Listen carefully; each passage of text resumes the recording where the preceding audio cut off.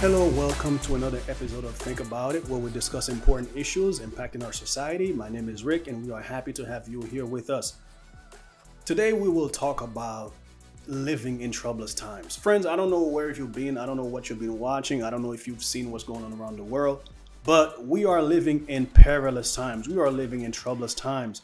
I would say since 2020, since the pandemic began in earnest in March 2020, we have been experiencing strange times, right? We had whole societies shut down. We had a contested election in the United States between Donald Trump and Joe Biden. We had January 6th, where we've never seen anything like it, where a mob storms the Congress and trying to prevent the certification of Joe Biden's presidency. And it's been troublous since then, right? We have a presidential candidate in Donald Trump who've had many indictment and who was even convicted of 34 felony counts, I believe, right?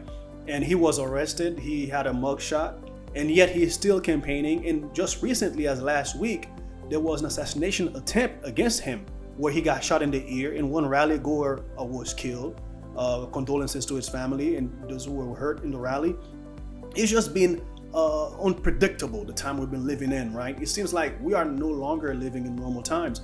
And today, news just broke out that President Joe Biden is stepping down from running his campaign, right? And he's endorsing Vice President Kamala Harris to run for him.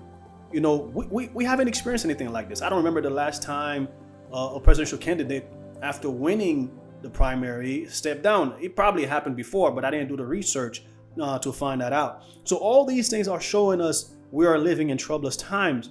And I think one of the questions that will come concerning this news by President Joe Biden stepping down will be, wait a minute, if President Joe Biden can't run re-election, then why is he still president? So that can cause another problem, right? Where he may have to even resign for the presidency. So we don't know what's going to happen, but all we know is that we are living in troublous times. And we have the election coming up in November. Who knows what can happen between now and then, right? This is how contested the times are. But guess what? The Bible did tell us about this time that we are living in. In the book of Daniel, chapter 12, verse 1, the Bible says, "At that time shall Michael stand up, the great prince of the people of your people, the children of your people," right? "And it shall be a time of trouble such as never was before." Friends, I believe we are approaching this time of trouble. I believe we are at the edge of this time of trouble, because we can see all the trouble we are already experiencing, right? We can see the financial crisis going on, right? How inflation, the prices of everything are going up higher and higher and higher. Trying to buy a house is expensive. Rent is expensive, all right? So, and people are just complaining all over the place about the difficulties of life. And you can find also in politics in the United States, it's becoming more violent. USA used to be an example for the world, for the rest of the world, in terms of how civil we were in comparison to many nations. But that civility is no longer in existence. And don't believe for a moment, friends, that these things will come back, because we are living in the last days. And as more and more people reject God, as more and more people seek to find answers in men, in which the Bible says in the book of Jeremiah, "Cursed be the man who put his trust in men." So we have forsaken God as a nation. We have forsaken God even as churches, because we put more of our trust in political leaders, and we are being desolate. We are living in fear. A lot of people are living in fear and anxiety. They don't know what the future holds. But I'm telling you, the future does not hold good times at all. So the key thing, friends, for now is really to try to get closer to the Lord. Get closer to the Lord, because we don't know for the rest of the year, there could be economic collapses.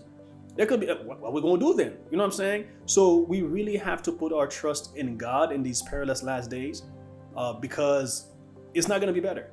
It's not going to be better. But all these things are birth pangs. They are telling us that Jesus is soon to come.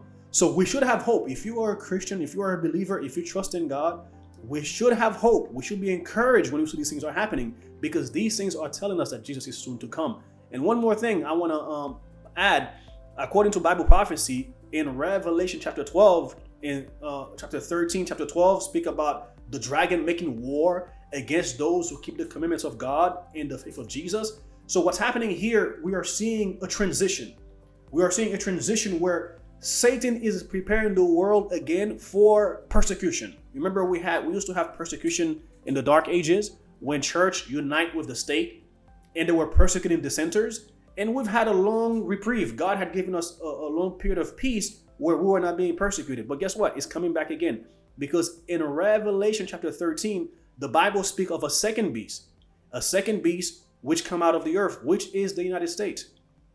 And that beast caused the inhabitants of the earth to make an image to the first beast. And that image is a union of church and state. What we are experiencing in the United States right now is a political war. The same way in Revelation chapter 12, we saw that there was a war in heaven.